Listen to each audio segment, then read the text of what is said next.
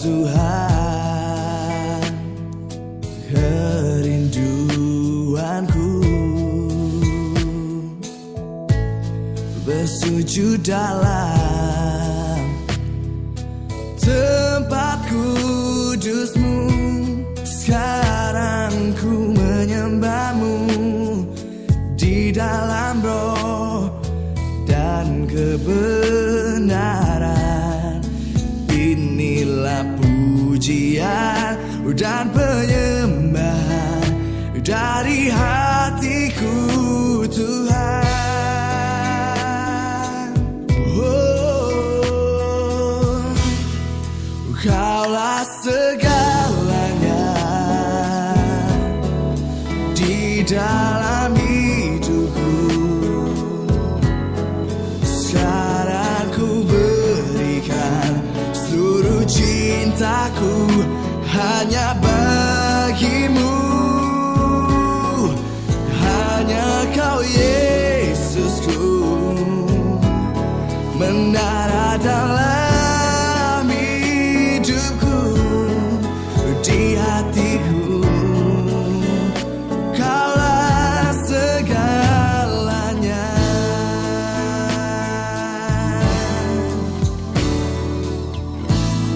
Inilah Tuhan kerinduanku, bersujud dalam tempat kudus-Mu. Sekarang ku menyembah-Mu di dalam roh dan kebenaran. Inilah pujian dan penyembahan dari hatiku, Tuhan. Kaulah segalanya di dalam hidupku. Sekarang ku berikan seluruh cintaku hanya bagimu. Hanya Kau Yesusku, menara dalam hidupku, di hatiku. Kaulah segalanya.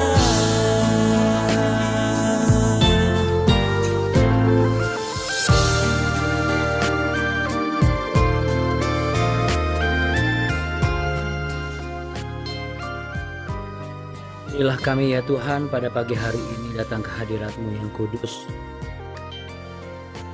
Seperti halnya pujian yang kami dengar ini ya Tuhan, Engkaulah segalanya dalam kehidupan kami.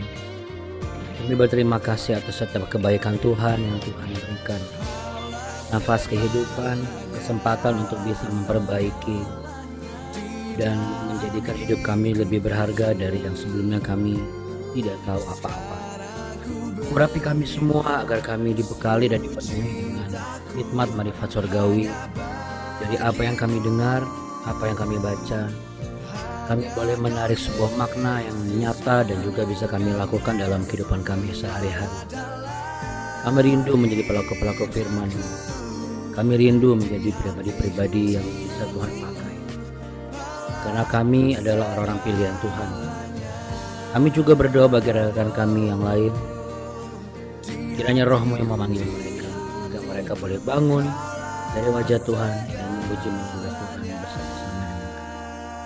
Dalam nama Tuhan Yesus Kristus kami berdoa dan percaya kuasa-Mu bekerja sempurna. Haleluya, haleluya, amin. Puji Tuhan.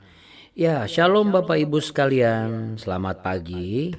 Kita langsung menyiapkan diri untuk memuji menyembah Tuhan.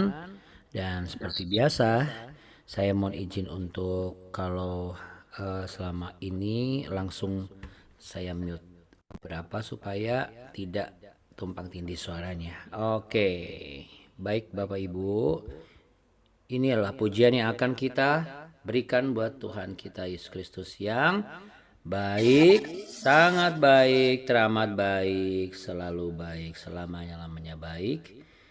namanya Yesus Kristus Tuhan. Jangan lupa ya, oke.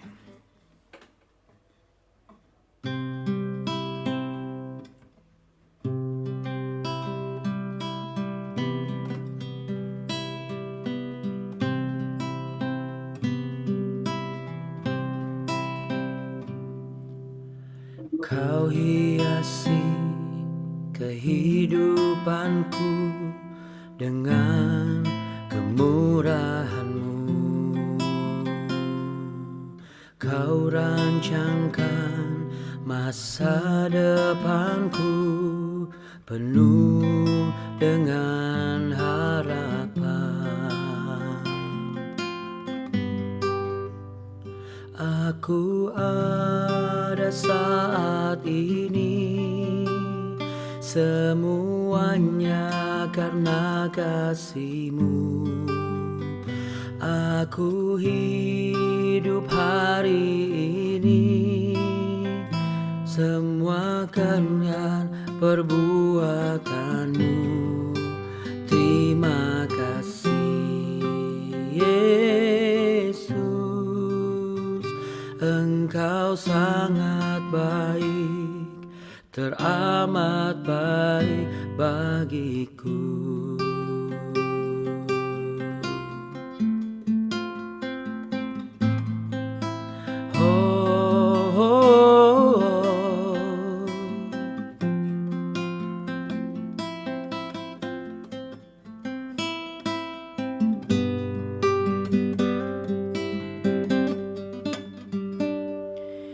Kau hiasi kehidupanku dengan kemurahan-Mu. Kau rancangkan masa depanku penuh dengan harapan.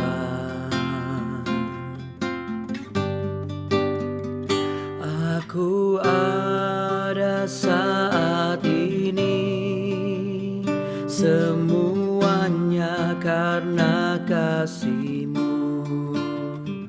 Aku hidup hari ini, semua berkat kemurahan-Mu.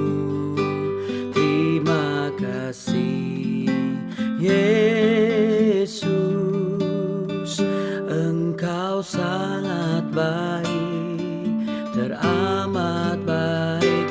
Aku ada saat ini, semuanya karena kasih-Mu.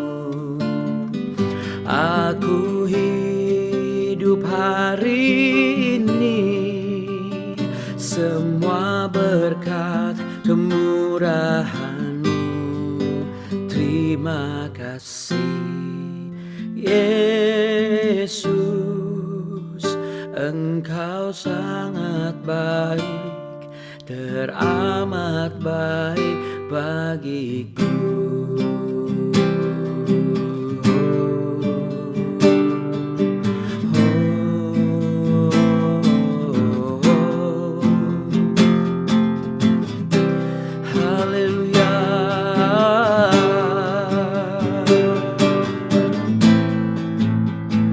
Haleluya, terima kasih Tuhan Yesus, semua berkat kemurahan-Mu.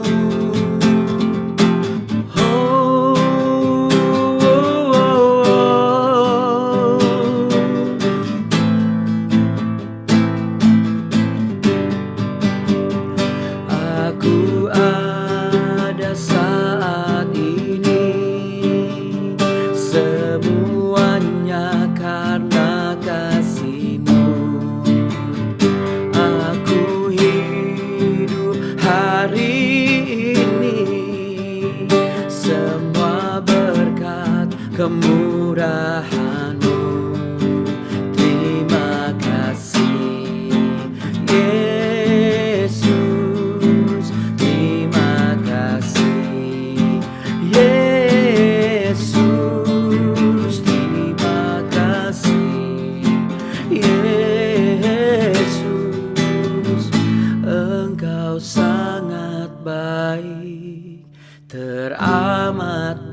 baik bagiku.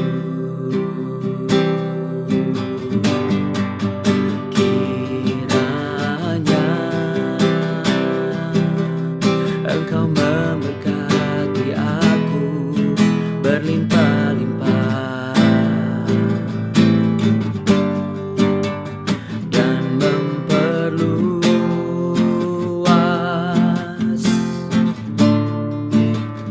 daerahku,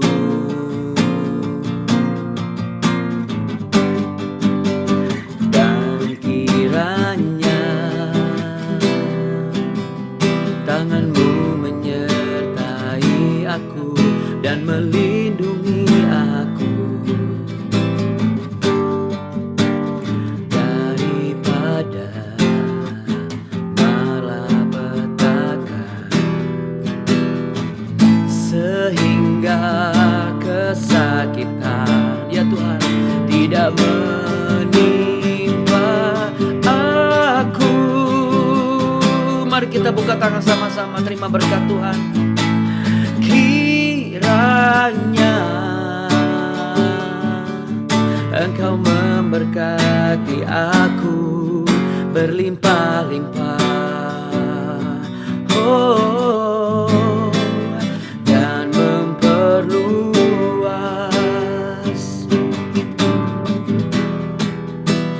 daerahku. Aku percaya, dan kiranya tangan-Mu menyertai aku dan melindungi aku, oh, daripada malapetaka, sehingga kesakitan tidak menimpa aku. Kami percaya Tuhan, yang sakit menjadi sembuh, yang lemah menjadi kuat, yang miskin diperkaya Tuhan. Tidak ada hutang yang tidak bisa kami bayar Tuhan. Dan kami akan mampu untuk mengumpulkan satu demi satu berkat-berkat Tuhan yang telah Tuhan berikan. Kami yakin tidak ada keturunan kami yang gagal, tidak ada kebangkrutan dalam usaha kami ya Tuhan. Apapun yang kami kerjakan, seraya kami memperkatakan firman Tuhan dalam kehidupan kami, maka Engkau yang akan membuat berhasil, Engkau yang akan membuat kami beruntung. Engkau akan menyembuhkan kami Tuhan Yesus dari setiap luka batin dan kepahitan Tuhan. Haleluya Tuhan. Sebab tangan-Mu menyertai kami, tangan-Mu menjaga kami, tangan-Mu selalu menopang kami sampai di mana usia kami saat ini Tuhan Yesus. Kami ada karena Kau yang menyertai Tuhan. Oh,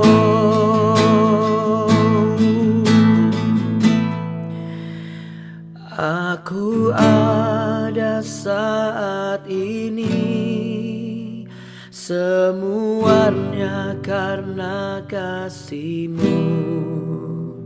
Aku hidup hari ini, semua berkat kemurahan-Mu.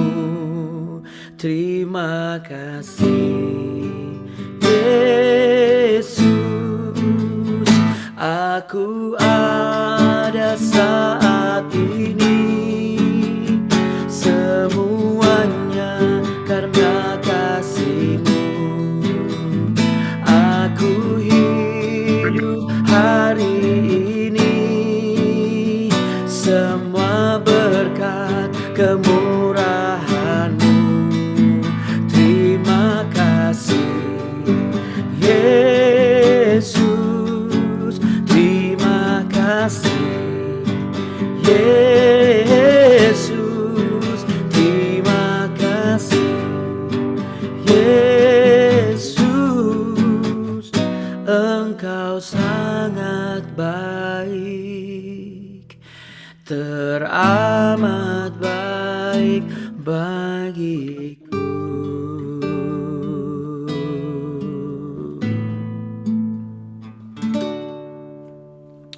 Haleluya, Puji Tuhan. Katakan amin Bapak Ibu sekalian. Amin. Amin. Tuhan. Baik Bapak Ibu yang terkasih, kita mulai saja langsung lanjutannya ya Bapak Ibu ya. Lanjutannya, puji Tuhan. Oke.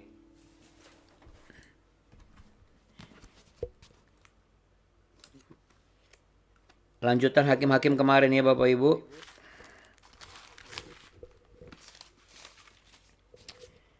Kita langsung 3 perikop ya, tapi belum sampai ke 13 ya. Jadi kita lanjut dari ayat 8 sampai 15 ya.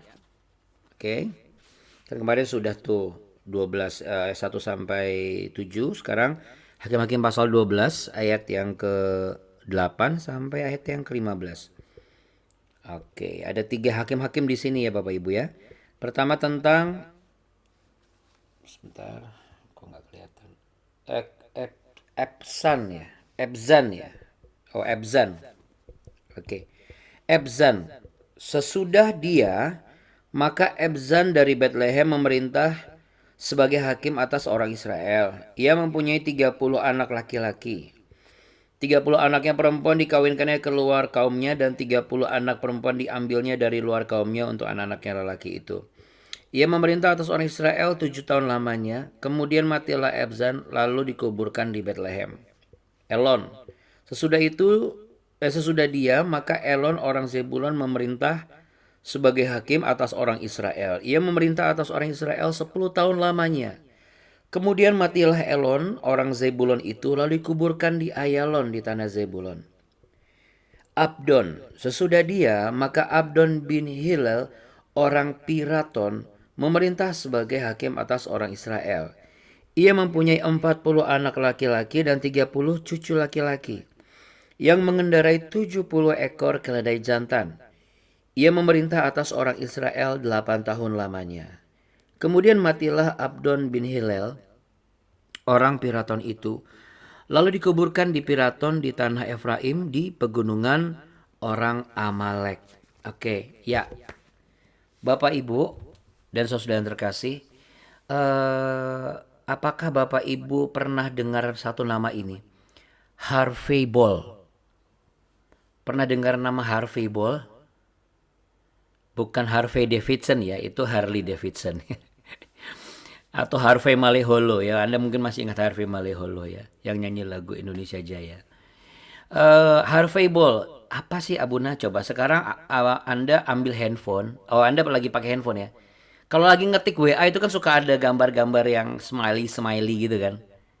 Yang tanda senyum, terus ada tanda begini, yang gambar kuning-kuning bulat itu. Nah, tahukah Anda? Itu yang menemukan itu namanya Harvey Ball. Ya, baru tahu ya? Iya. Memang nggak terlalu kelihatan, nggak terlalu terdengar. Namanya nggak seperti misalnya, ya contohnya kayak Harley Davidson gitu ya, yang ibaratnya dia kakak beradik yang menciptakan dan menemukan sebuah alat, yaitu alat kendaraan, yaitu sepeda dari zaman masa-masa koboi dulu sampai akhirnya menjadi beroda, dan akhirnya sekarang menjadi motor yang dengan mesin bertenaga besar ya. Tapi itu namanya Harvey Ball yang menciptakan. Lalu juga ada lagi nih. Apakah Bapak Ibu di rumah masih punya kemoceng? Punya kemoceng yang dari ya, alat yang buat bersihin debu itu ya. Rupanya kemoceng itu diperkenalkan sejak tahun 1876. Siapa yang menemukannya dan memperkenalkannya? Namanya Susan Hibbert. Ya, nggak tahu Susan Hibbert atau Susan Hibbert gitu ya. Tapi mungkin yang pasti bukan hybrid lah ya. Karena tulisannya nggak hybrid ya. Susan Hibbert ya. Ya, itu juga orangnya nggak terkenal. Tapi hasilnya itu berguna untuk kita sampai hari ini ya Bapak Ibu. Walaupun mungkin kemoceng udah nggak terlalu banyak digunakan lagi oleh orang-orang, karena ada banyak sekali alat-alat pengesap debu yang lebih praktis gitu ya, dan lebih bersih barangkali ya. Tapi sebenarnya kalau mau praktis sih kemoceng sebenarnya. Ya, cuman kan kadang dia meninggalkan goresan, tapi kalau alat yang lain enggak. Ya, ngomong-ngomong saya tidak akan membicarakan mengenai alat penyedot debu, Bapak Ibu. Nanti seperti TV channel yang menjual alat-alat rumah tangga. Tapi begini Bapak Ibu ya. Macan mati meninggalkan belang, gajah mati meninggalkan gading, ya. Manusia mati meninggalkan apa? Ada yang bilang batu nisan lah, ada yang bilang meninggalkan nama lah, ada yang bilang meninggalkan warisan. Ya, nggak tahu yang benar yang mana gitu. Tapi sebenarnya kalau kita lihat dari tiga hakim-hakim ini dibandingkan, ya saya juga bukan membandingkan lalu kemudian membesarkan dan mengecilkan sesuatu, enggak. Tapi yang menarik adalah ada sesuatu yang bisa jadi pelajaran sih sebenarnya buat kita. Karena kita kan habis bahas banyak sekali hakim-hakim. Coba kita mulai dari yang pertama aja deh. Siapa hakim yang pertama? Bangsa Israel. Siapa namanya? Gampang. Nama saya siapa? Andi Otniel. Iya, hakim-hakim pertama bangsa Israel itu namanya Otniel, Bapak Ibu. Jadi paling gampang. Hakim pertama bangsa Israel adalah Otniel. Dan yang menarik adalah ya di ayat yang di Hakim-hakim pasal yang ketiga, ayat yang ketujuh. Orang Israel melakukan apa yang jahat di mata Tuhan, mereka melupakan Tuhan Allah mereka dan beribadah kepada para Baal dan para Asyera. Lalu bangkitlah murka Tuhan dan sebagainya.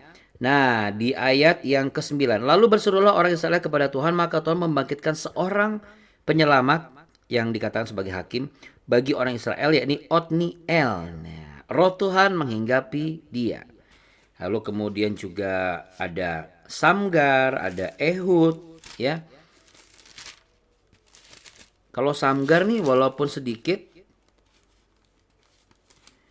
ya,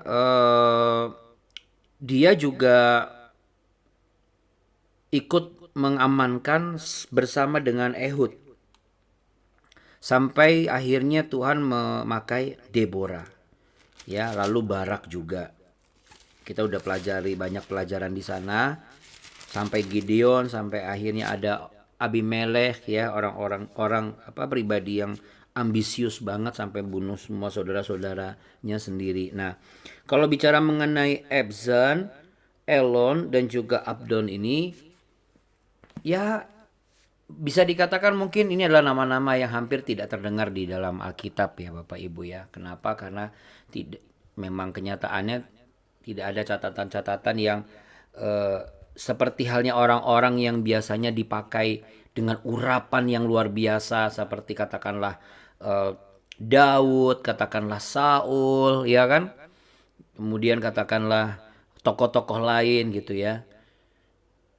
Tapi bagaimanapun juga kalau kita lihat mulai dari Ebzan ini, dia berasal dari Bethlehem yang letaknya di Zebulon. Berarti ini bukan termasuk suku Yehuda.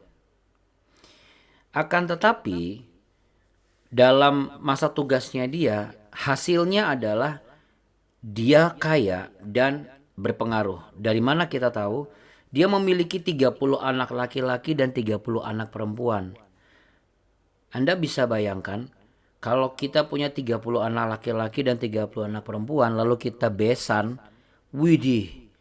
Itu Bapak Ibu kayaknya bisa ngangkat diri sebagai wali kota sendiri itu Bapak Ibu ya, atau kalau enggak bupati diri sendiri gitu ya. Karena apa? Karena banyak ya. Ya, Elon juga orang Zebulon, bukan suku Yehuda. Juga dipakai Tuhan cuma sebatas 10 tahun. Ebzan cuma sebatas 8 tahun. Lalu Abdon juga anaknya 40 ya. Cucunya 30 dan masing-masing cucunya ini punya keledai. Berarti kalau masing-masing punya keledai, berarti bapak-bapaknya itu punya kuda. Karena zaman dulu menurut adat istiadat orang Yahudi, sebelum anak-anak itu naik kuda, mereka harus naik keledai dulu. Dan keledai itu merupakan satu petunjuk status sosial kehidupan seseorang. Berarti Abdon ini bukan orang yang sembarangan, ya. Ia juga dipakai Tuhan menjadi hakim selama 8 tahun. Ya, Mungkin ada yang beranggapan bahwa kita anak Allah, kita anak Tuhan ya. Kita ini nggak bisa jadi orang Kristen yang biasa-biasa saja. Harus ada satu tanda bahwa Tuhan mengurapi dia. Dan memang kalau kita lihat ya, kita lihat di beberapa kisah hakim-hakim dari mulai Otniel aja deh. Dan roh Tuhan hinggap di dalamnya. Lalu siapa lagi? Ehud juga begitu. Ya. Lalu terakhir kemarin kita pelajari siapa? Yefta juga begitu kan, ketika roh Tuhan hinggap di dalamnya dan ia bisa berperkara luar biasa. Betul. Ini memang tidak ditulis secara detail bahwa apakah roh Tuhan hinggap di dalamnya dan dia dipakai segala macam gitu ya. Tapi Bapak Ibu, paling tidak menurut saya melihat begini. Mereka 8 ditambah 10, 18. Ditambah 8 lagi sudah 26. Menurut saya menjaga kedamaian sebuah bangsa selama 26 tahun itu nggak gampang. Dan menurut saya itu adalah tugas yang mulia. Dan itu bisa dilakukan dan bisa terjadi kalau bukan karena roh Tuhan ada di dalam mereka, nggak mungkin. Memang tidak dicatat, memang tidak ditulis. Dulu ketika mungkin ya selama ini barangkali mungkin Bapak Ibu juga, saya baru pertama kali membaca nih Abuna misalnya. Biasanya baca lewat doang, nggak terlalu penting gitu ya. Karena apa sih ini cuman hakim, habis itu 8 tahun lamanya. Terus nggak ada yang seru-seru gitu ya. Nggak ada yang seru-seru ya. Nggak ada gimana dia berperang, apa segala macam. Ya kita tidak pernah tahu kenapa cerita mengenai 3 tokoh ini tidak menceritakan bagaimana seperti hakim-hakim yang sebelumnya.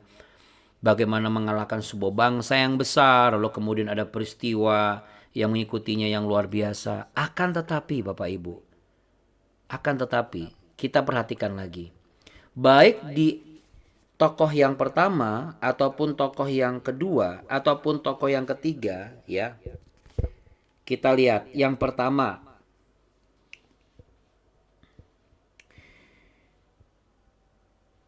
Di si Ebzan. Ebzan itu di ayat yang ke-9, ia memerintah atas 9b ya, ia memerintah atas orang Israel 7 tahun lamanya. Elon memerintah atas orang Israel 10 tahun lamanya. Lalu Abdon memerintah sebagai hakim atas orang Israel, memerintah selama 8 tahun lamanya. Bapak Ibu sekalian, walaupun terhitung mungkin sedikit tahunnya ya, tapi perpindahan masa pemerintahan dari satu pemerintahan kepada pemerintahan yang lain dengan ditandai kemakmuran ya, menurut saya kemakmuran. Karena apa? Anaknya banyak. Dan juga apalagi di yang ketiga makin meningkat dia. Apa? Masing-masing cucunya punya keledai, cucunya loh. Belum anak-anaknya, belum menantunya. Ya kita bisa imajiner, kita bisa kita maksimalkan di situ. Berarti kan kalau bukan Tuhan yang memimpin mereka, kan nggak mungkin gitu.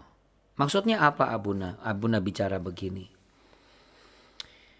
Maksud saya adalah kalau bukan Tuhan yang bangunkan kita pagi-pagi, mungkin nggak kita bangun pagi Bapak Ibu? Kalau bukan Tuhan yang mengumpulkan kita dan memperkenalkan kita, mungkin nggak kita bisa kumpul bersama, lalu kita doa pagi bersama. Ya walaupun bisa saja Anda berdoa pagi di tempat yang lain gitu. Tapi saya pribadi, kalau bukan Tuhan juga yang menuntun saya dan yang membangunkan saya, lalu memberikan saya satu kerinduan, walaupun di awal-awal sempat belum tentu bisa.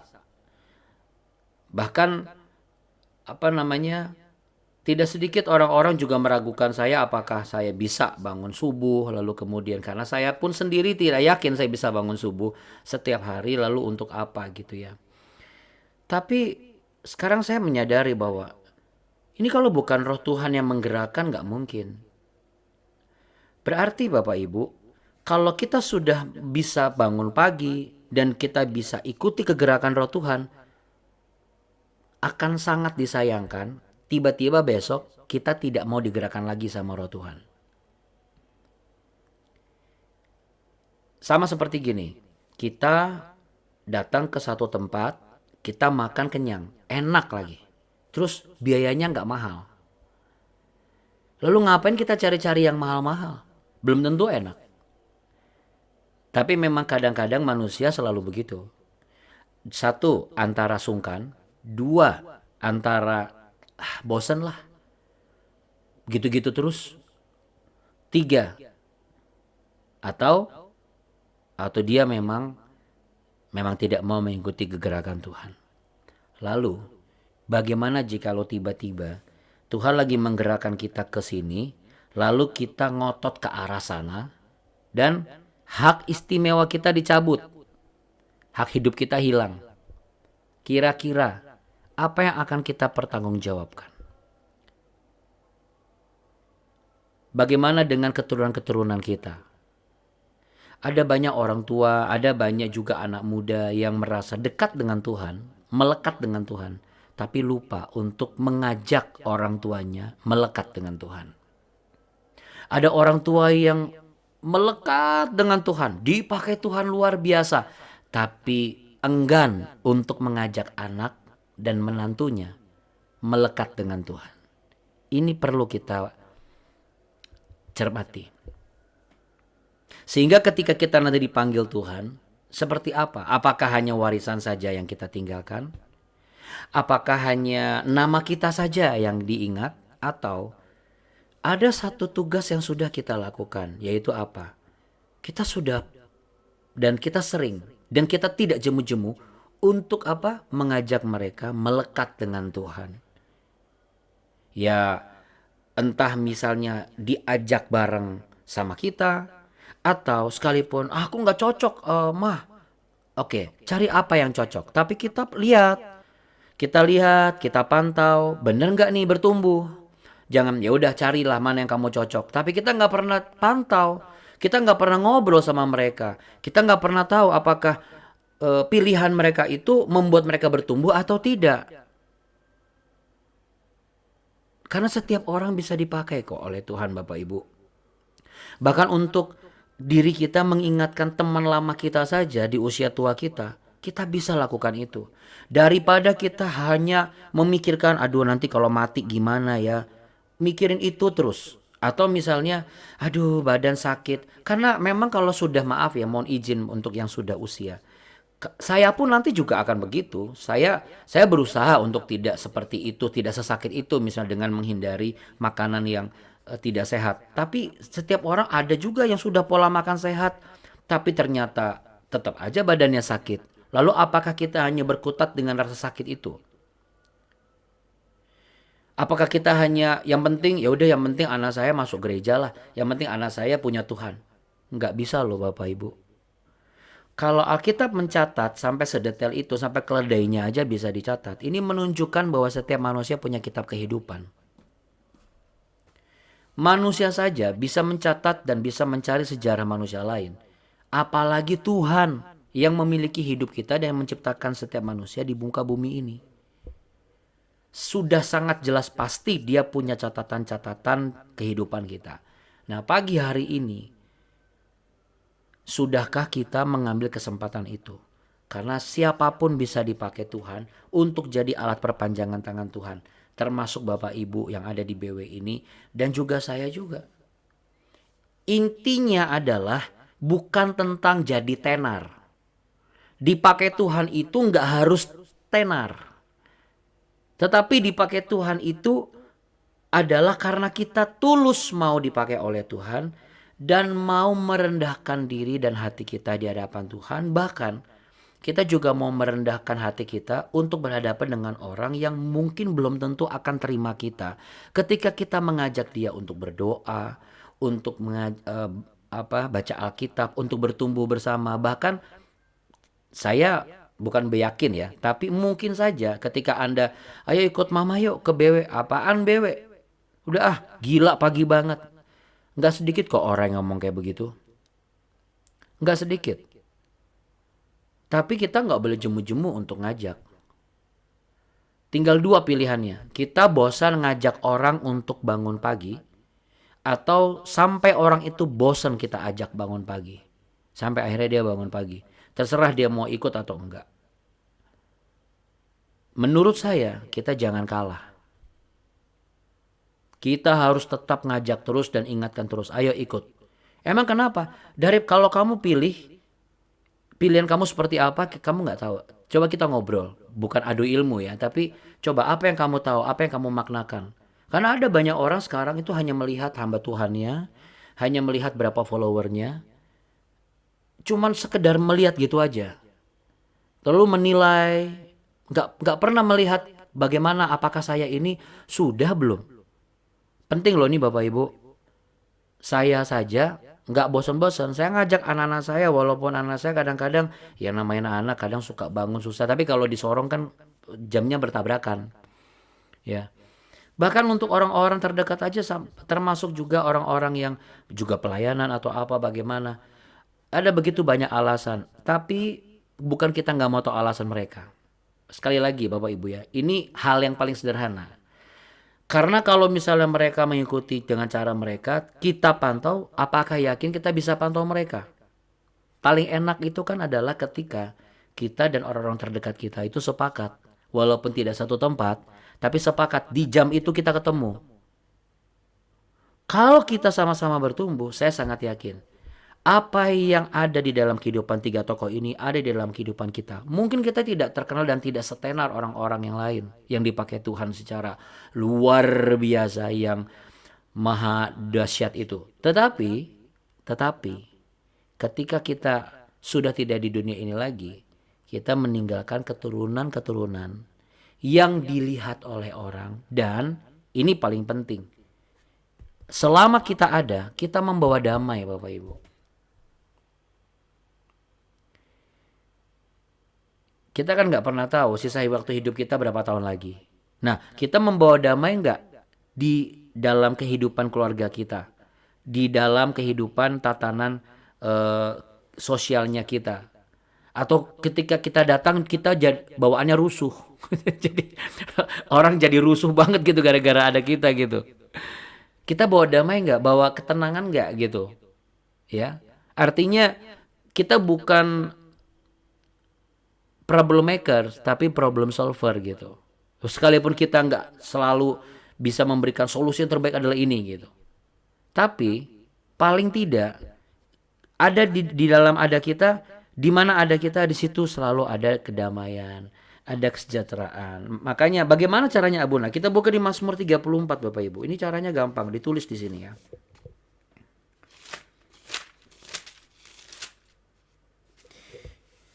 Mazmur 34 ayat 13 sampai ayat yang ke-15 ya. Gampang sekali, Anda boleh catat Mazmur 34 ayat 13 sampai 15 ya.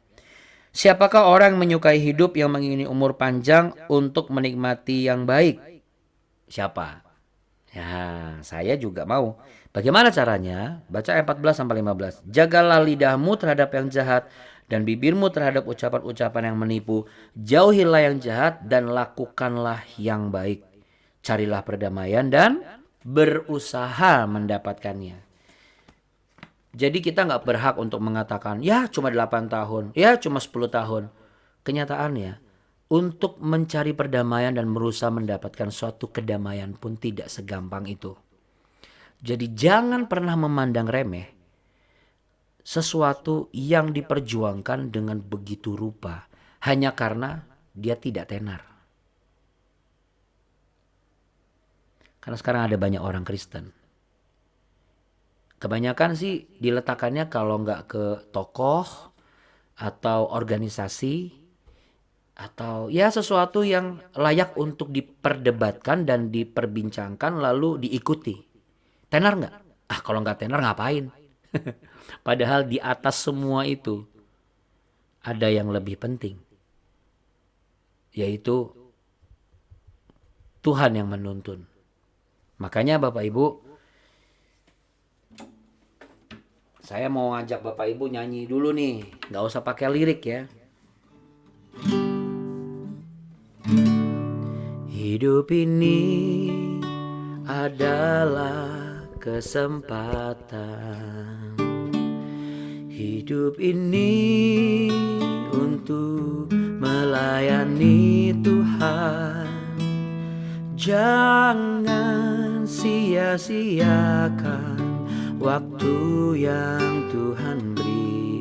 Hidup ini harus jadi berkat. Hidup ini adalah kesempatan. Hidup ini untuk melayani Tuhan. Jangan sia-siakan waktu yang Tuhan beri. Hidup ini harus jadi berkat. Oh Tuhan, pakailah hidupku selagi aku masih kuat. Bila saatnya nanti ku tak berdaya lagi, hidup ini sudah jadi berkat. Oh Tuhan, pakailah hidupku selagi aku masih kuat. Bila saatnya nanti ku tak berdaya lagi, hidup ini sudah jadi berkat. Bila saatnya nanti ku tak berdaya lagi, hidup ini terus tetap sudah jadi berkat. Kita berdoa ya Bapak Ibu. Tuhan Yesus, jadikanlah hidupku saat ini sebagai alat-Mu Tuhan. Aku mau melakukan apa saja yang bisa kulakukan, sekecil apapun itu. Selama aku melakukan bagi Engkau ya Tuhan Yesus, ya Allahku yang hidup. Selama aku masih diberi waktu, masih diberi tenaga, masih diberi cukup harta, talenta, kesehatan sebagai kesempatan, aku akan memakainya untuk kebaikan umat-Mu. Aku akan memakainya untuk menjangkau jiwa-jiwa yang terdekat, yaitu keluargaku. Agar ada sesuatu yang diingat oleh orang-orang, bukan tentang namaku barangkali, tetapi hasil dari apa yang telah kukerjakan itu membuat keturunan-keturunanku hidup dalam damai sejahtera Tuhan. Dan Tuhan, apakah hidupku selama aku ada ini membawa damai atau justru membawa perseteruan? Ampuni aku jikalau aku jarang sekali mau berusaha mencari perdamaian, tapi aku lebih banyak berusaha untuk memperkeruh suasana. Ampuni aku dan ampuni kami semua. Tidak ada yang sempurna di dalam hidup ini, tapi kami yakin oleh nama Yesus dan darah Kristus, kesempatan yang Tuhan berikan pagi hari ini kami disempurnakan kembali. Bapak, Ibu, dan saudara sekalian, terimalah berkat damai sejahtera dan tuntunan Tuhan. Hidupmu akan Tuhan pakai sebagai alat kemuliaan-Nya. Tuhan memberkati engkau dan melindungi engkau.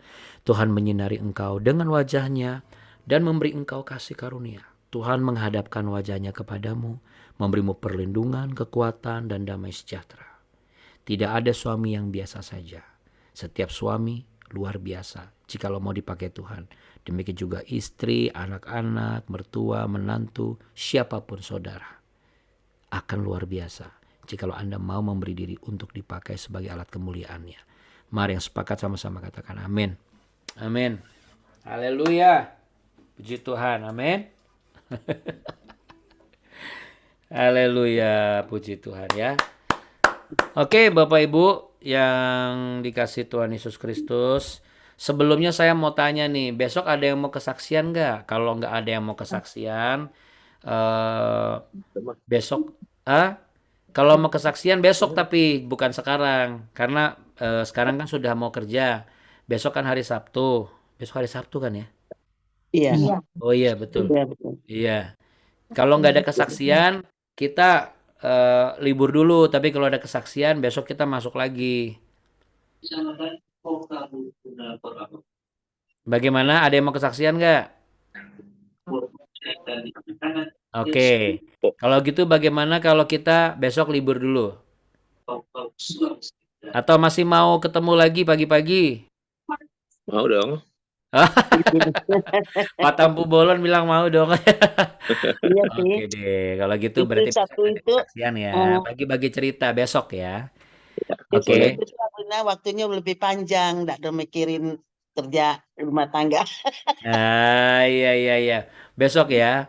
Ya udah besok aja. Besok kita ketemu lagi, oke, Bapak Ibu sekalian. Dan saya tunggu ya apa selama beberapa hari ini apa yang menjadi pembelajaran Bapak Ibu, lalu kemudian apa yang bisa menjadi satu berkat sehingga Bapak Ibu bisa semakin intim dengan Tuhan gitu ya. Oke. Selamat berkarya Bapak Ibu ya. Ingat kita bisa luar biasa kalau kita mau dipakai Tuhan, ya. Tuhan Yesus memberkati Bapak Ibu.